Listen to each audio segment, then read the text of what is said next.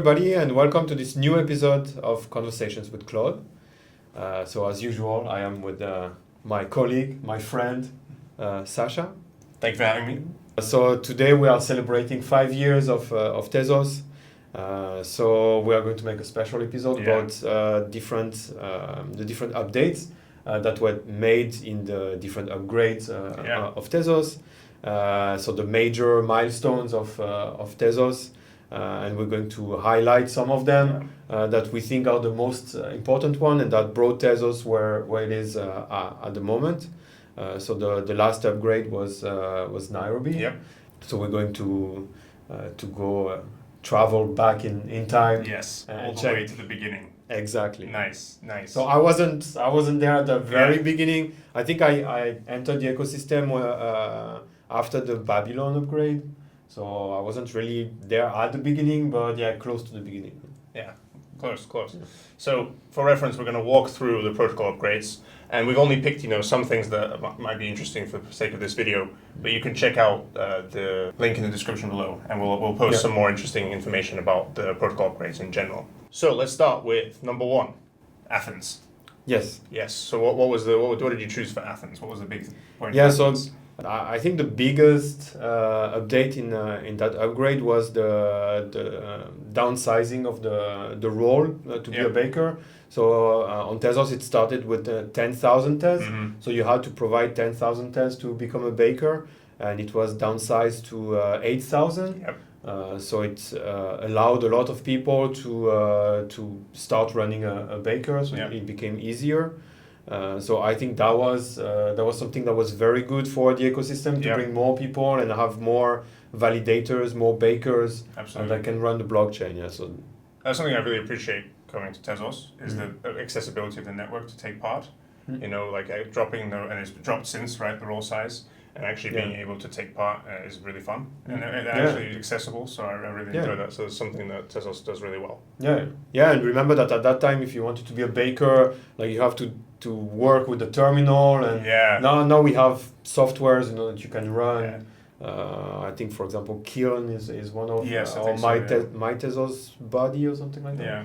There are multiple options to run the baker. You almost have nothing to do, just to provide the role, and that's it. No? Yeah, absolutely. All right, moving on to Babylon. So you said you started thinking about Tezos around Babylon, right? Yeah. So what was the big one here? Yeah. So the big update in Babylon was the change in the consensus algorithm, where we switched to ME+. So here it becomes a little bit more technical. I don't have a lot of knowledge about consensus algorithms, but in general, it's very important for 2 reasons. The first one is that because it brings a lot of new features to Tezos. In general, the block finality is different. So the way we organize the blockchain is also different when you switch the consensus algorithm. But probably the most amazing feature of switching the consensus algorithm is that only Tezos does that, and not only we do that, but we do it live. It's like driving your car and you change the motor while you're driving the car. That's something amazing. And we do it. This one was the first time, but we did it again later. So I think that's one of the most amazing features of Tezos, being able to switch the consensus algorithm without blocking or the blockchain for days. That's a very impressive technical achievement. I agree. That's really cool.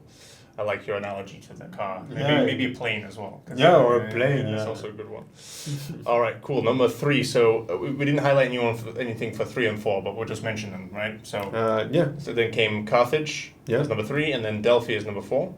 And number 5, you're gonna have to help me out here with the pronunciation. Is this a Japanese situation? It's a Japanese. Edo. Edo. All right. So of course in Carthage and in Delphi. There were some updates, but they were minor updates. And Edo was a big one because there were 2 big updates. The first one is Sapling. So Sapling is anonymous transactions. That was introduced in the Tezos blockchain to give the ability to users to create transactions that that are invisible. Like So these are supported by the core protocol. Yeah, exactly. Yeah. Mm-hmm. So you don't have to create something special to have that on Tezos. It's in the core protocol. There are different features like Michelson instructions that you can add to your contract. That's really cool. And so there are different things. You can also Takiro supports Sapling, so you can forge transactions on the front end and then inject them to a Sapling contract. So it's a very good feature, and everything is provided to the developers and the users to be able to create those transactions.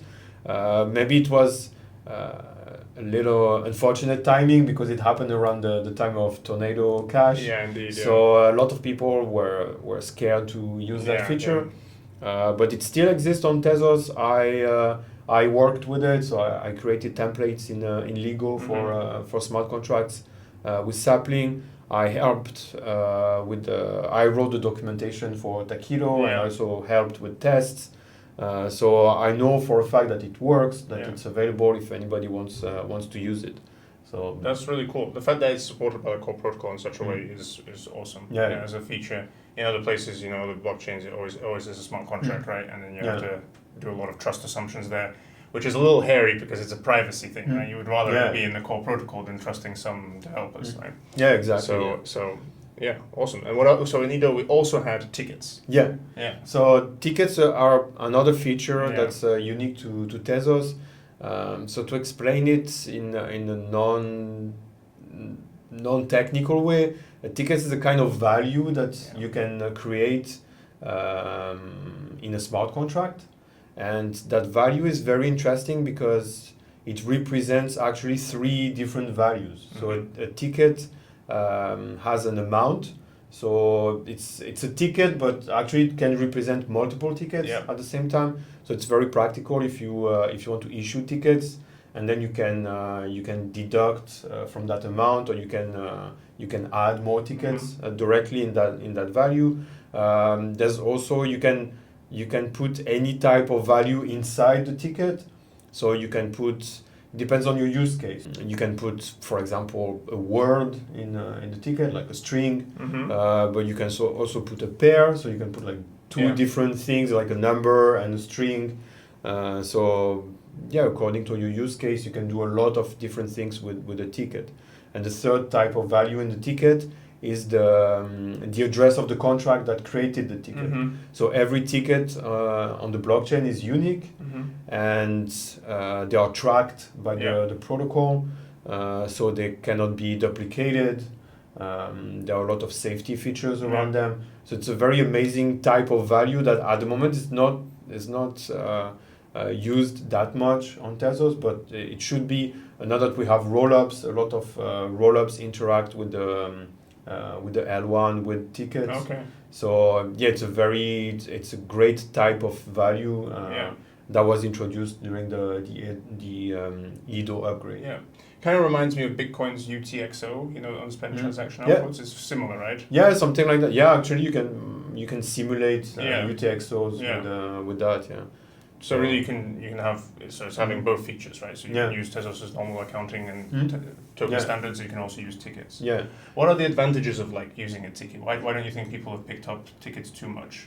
I think so. One of the use cases that I heard a lot of people talk about for tickets is NFTs. Yeah. But the problem is that we already have standards for that, and there are already a lot of marketplaces and contracts that are on chain that use a different type of value. So it's very difficult to just change everything just to use tickets. So that's why it's a little bit more complicated. Actually, in the newest standard for tokens on Tezos, the AFA 2.1, it's possible to use tickets to represent NFTs or to represent tokens. So hopefully in the future that's something that's going to be more used. Above all that now. So during the Edo upgrade, tickets were only exchangeable between contracts. Okay. But now, I don't remember during which upgrade, but there was an upgrade recently where now you can exchange tickets between implicit accounts, so between users. So now they're even more powerful, Yeah. and they can achieve even more things. And so I hope in the future they're going to be more widespread on Tezos and more used. Yeah, I'm sure with the updated token standard as well, people will get more exposure to it and might have more use cases and think about it in general. Yeah, exactly. Yeah, cool. All right, so after Edo we had Florence, and then we had Granada. And Granada introduced liquidity baking. Now this is a big one. This one too. So liquidity baking is a decentralized exchange that lives on the blockchain. So that's directly integrated with the protocol. And so every time that a block is baked on Tezos, 2.5 Tez go to the liquidity baking contract. So the way it works is that the contract holds Tez, but also TZBTC, which is a wrapper for Bitcoin on Tezos. And because it's an exchange, the way it works is that we expect people to bring TZBTC to balance the two the two pools of tokens. So that there's a token that's called Sirius that represents the two pools of tokens, and so the price depends on how many TZBTC are compared to XTZ. So it's an exchange that's fed directly by the protocol. So it has been something really interesting on Tezos. Also, in general, when I write a tutorial about how to interact with a smart contract on Tezos, I use this contract because first, it's a very simple contract. The storage is pretty simple, so it's very easy to interact with it. I mean, to interact with the storage, so to read values or things like that. Interacting with the entry points is a little bit more complex because you have to calculate different types of values. But still, like it's a decentralized exchange that we have directly on Tezos, so nobody controls it. Yeah. Okay. Very cool. All right, so that was Granada, number 7. And we had Hangzhou. I probably absolutely butchered that in pronunciation. No, apologize, Chinese watchers. Number 9, we had Ithaca. Yeah. And in Ithaca, we had Tenderbake. Yeah. So another switch of consensus algorithm. Go Tezos. Another upgrade where we change the motor of the car, while driving. It's a little bit more technical here. One of the main features of Tenderbake is the reduction in block finality time. So that introduced a 2-block finality time. So it means that a transaction on Tezos is sure to be accepted by the network after 2 blocks, which is not the case in most of the other blockchains. A lot of blockchains you have to wait a lot of blocks before being sure that it's included. On Tezos, you just have to wait 2 blocks. Nice. So it means that at the moment, 1 block is 15 seconds. So it's after 30 seconds. You can be sure that it's been confirmed by the network. Yeah, exactly. Yeah. So I mean that's a great feature, and you hear a lot of blockchains. They say, hey, we have 1 block every second, but actually the block finality is like 100 blocks. So actually you wait like a minute and a half, or something like that. Yeah. So that's a great. Tenderbake was a great update on Tezos. Yeah, that's great. That's really awesome. So number 10 we had Jakarta, then we had Kathmandu. Number 11, Lima, number 12, and then most recently we had Mumbai, and then most recent was Nairobi, but let's start with Mumbai. Yeah. So in Mumbai we had a really big focus of Tezos development, right, which is smart roll-ups, and as you mentioned, we also introduced the 15-second block time. So really briefly, Claude, I know we've been talking a lot about smart roll-ups, and we've had Andrea on and so on and everything. What is a smart roll-up, and why should someone care about it if someone's interested in Tezos? I talk about smart roll-ups in my sleep, Right? Yeah, no doubt. You wake up just thinking about smart roll-ups. All the time. And wait, TestDev is coming very soon. And that's true. Yeah, we're going to talk about smart roll-ups. There's going to be smart roll-ups everywhere. Yeah. So, Mumbai was a great upgrade. Maybe one thing I would like to mention about Mumbai is that there are some upgrades that happened in the past that were a little bit rough, you know, like it didn't happen quickly. You know, some of them. I remember one. I don't remember the name of the upgrade, but it took like 2 or 3 hours, you know, for the network to sync. Yeah. And Mumbai was a very important upgrade and a big one. Like there were a lot of changes because of smart rollups. Yeah. And honestly, I mean, we were here at Trilitech in front of the screen, you know, looking at the chain, and literally it took 2 minutes, you know, like it was even, and after that, even Nairobi, I heard. I mean, Nairobi happened during the night here, so but it was very smooth as well. Yeah. It was also very, very quick and very smooth. Yeah. So great job to the core engineers there. Yeah, exactly. Especially with Mumbai, with all the big changes. That was really cool. Yeah. So Mumbai introduced smart rollups. So I'm sure everybody's familiar with smart rollups now. But just a quick note on it. So smart rollups are an L2 solution. So you can use features that are not native to Tezos. To build applications that normally wouldn't run on Tezos. So it's a way to create applications that can interact with Tezos, but in a safe way.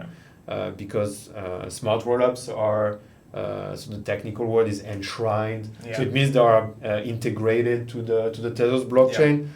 So there are a lot of safety features that are in place to make sure that whatever goes to the rollup and comes back from the rollup is safe, is right, it's true.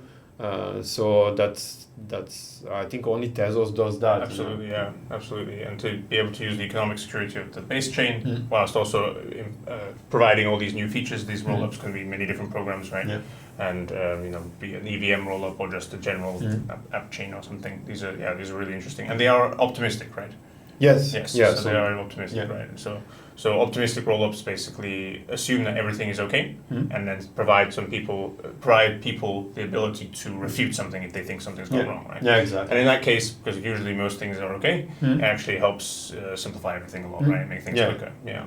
Cool. There's also financial incentive to check the state. Exactly. Yeah. So you can make some money. To make sure that the people aren't doing something dodgy, right? Yeah, exactly. Really cool in general. Yeah, and that was Mumbai, and then most recently we had Nairobi, which had some great, gas improvements and so on, right? But that was the most recent one as of now 5 years of Tezos. So congratulations to Tezos, congratulations to everyone in the ecosystem. Congratulations to you, Claude. I don't do much, but you have contributed. It's honest work. Yeah, exactly. It's all in an honest day's work. Awesome. Well, on that note, shall we sign off? Yes. Let's do it. We can. Let's do it. Thanks for watching, everybody.